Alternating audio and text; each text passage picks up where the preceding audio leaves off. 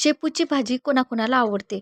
खूप जणांना शेपूची भाजी खावं असं वाटतं, पण खूप ॲसिडिटी होते, घाण ढेकरं येतात अ, आणि वेगळाच स्मेल पण येतो. भाजी करताना पण वेगळाच स्मेल येतो, जो कोणालाही आवडत नाही. आणि दुसरी गोष्ट म्हणजे ॲसिडिटी होते आणि मधा ढेकरं येतात आणि तोंडाचा वास पण येतो असं वाटतं. तर बघा, सुरुवातीपासून शेवटपर्यंत व्हिडिओ स्किप न करता बघा. तर यामुळं ना मी असं सांगणार आहे, ज्यामुळं घाण ढेकरं येणार नाहीत, ॲसिडिटी होणार नाही, तोंडाचा वास येणार नाही आणि भाजी करताना सुद्धा वास येणार नाही. तर बघा, हे बघा तुम्ही असं घेतात तर सुरुवातीपासून ना जे देठं असतात ना, ते कवळे-कवळे घ्यायचे असे. जसं की आपण भाजीचे सुरुवातीपासून सांगते मी तुम्हाला. ही भाजी आहे. तर सुरुवातीला आपण बघा कसं तोडतो. हे वरून तोडतोत ना, हे इथून तोडतोत ना, तिथून तोडायचं नाही. तर हे बघा असं कवळे-कवळे देठं असतात ना, ते तोडायचे आहेत आपल्याला. परत दाखवते बघा. हे बघा जॉइंट आहे तिथून नाही घ्यायचं. एक-एक घ्यायचं हे बघा असं.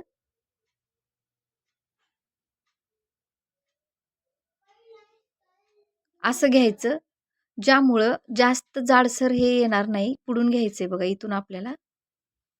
हे बघा असं. ज्यामुळं जास्त जाडसर येणार नाही आणि त्यामुळं पोट दुखणार नाही किंवा ॲसिडिटी होणार नाही. त्यानंतर उकळत्या पाण्यामध्ये आपल्याला टाकून द्यायचे. पाणी उकळी येऊ द्या, त्यानंतर टाका किंवा टाकल्याच्या नंतर थंड पाणी टाका आणि उकळी येऊ द्या. त्यानंतर आपल्याला भाजी इथं शिजवून घ्यायची आहे बऱ्यापैकी. ज्यामुळं ती थोडी पण कच्ची राहणार नाही आणि त्याचा स्मेल पण जो वास होतो ना, तो पण पूर्ण जाईल. तर कोथिंबीर, त्यानंतर मिरची आणि त्यानंतर लसण एवढं आपल्याला कूट करून घ्यायचं आहे. बारीक पेस्ट करून घ्यायचं आहे. कोथिंबीर मुठभर घेतलेली आहे. तर बघा छान वाफ निघत आहे. उकळी जी आलेली आहे, वाफ निघत आहे त्यामुळं दिसत नाही व्यवस्थित. तर त्यानंतर आपण फोडणी देऊन घेऊयात. छान उकळी आलेली आहे आणि पाणी काढून टाकलेलं आहे भाजीतलं आणि फक्त भाजी तेवढी ठेवलेली आहे. त्यानंतर फोडणीसाठी आपल्याला ऑइल टाकायचं आहे पाहिजे तेवढं. त्यानंतर कांदा टाकलेला आहे मीडियम साईजचा. व्यवस्थित कट करून ब्राऊन कलरचा करून घेऊयात. त्यानंतर टोमॅटोज टाकलेला आहे मी. हे बघा बघू शकता. टोमॅटोज पण मीडियम साईजचा पाणी न काढता टाकून दिलेला आहे. तर मी सांगितलं तशा पद्धतीनंच करा. त्यानंतर आपण लसण, कोथिंबीर आणि मिरची, जेवढं तुम्हाला मिरची लागते तेवढी मिरची घ्या. बारीक कूट करून इथं टाकून दिलेलं आहे. व्यवस्थित आपण मिक्स करून घ्यायचं आहे. ब्राऊन कलरचं होईपर्यंत मिक्स करून घ्यायचं आहे.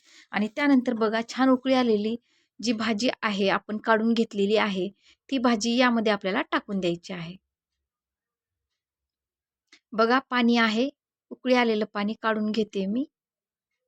तर पूर्ण पाणी काढून घेऊन बघू शकता तुम्ही, पूर्ण गरम पाणी झालेलं आहे, उकळी आलेलं. तर इथं भाजी टाकून देऊन त्यावरती मीठ टाकून घेतलेलं आहे. त्यानंतर टाकायचं आहे व्यवस्थित धुवून. तुम्हाला मुगाची डाळ टाकायची, मुगाची टाका किंवा मसुरीची डाळ टाकायची असेल तर मसुरीची टाका. तर बघा मस्त शिजू द्यात. थोडा वेळ आपल्याला झाकून ठेवायचं आहे. जर तुम्हाला थोडीशी कच्ची वाटत असेल तर थोडंसं तुम्ही अर्धी वाटी पाणी टाकू शकता. आणि जर तुम्हाला व्यवस्थित वाटत असेल तर ठीक आहे. मीठ बघून या एक वेळेस आणि मीठ टाकून घ्या. आणि त्यानंतर परत एकदा जर तुम्हाला थोडंसं कच्ची वाटत असेल तर झाकून ठेवूयात. आणि खूपच तुमचं जर पोट दुखत असेल किंवा गुडगुड करत असेल ही भाजी खाल्ल्याच्या नंतर, तर फक्त 1 ते 2 चुटकी यामध्ये ओवा टाकून घ्या पूर्ण भाजी झाल्याच्या नंतर. तर कशी रेसिपी वाटली नक्कीच मला कमेंट करून सांगा आणि सबस्क्राईब करायला विसरू नका. तुमच्या सपोर्टची मला खूप गरज आहे. सबस्क्राईब नक्की करा आणि कमेंट करून सांगा. तुम्ही कमेंट करून सांगितल्याच्या नंतर मला उत्साह येतो नवीन-नवीन आणखी व्हिडिओ बनवण्यासाठी. तर नक्कीच कमेंट करा, लाईक करा, शेअर करा, कमेंट करा, सबस्क्राईब करायला विसरू नका आणि बेल आयकॉन प्रेस करा, ज्यामुळे माझे नवीन-नवीन रेसिपीज तुमच्यापर्यंत पोहोचतील.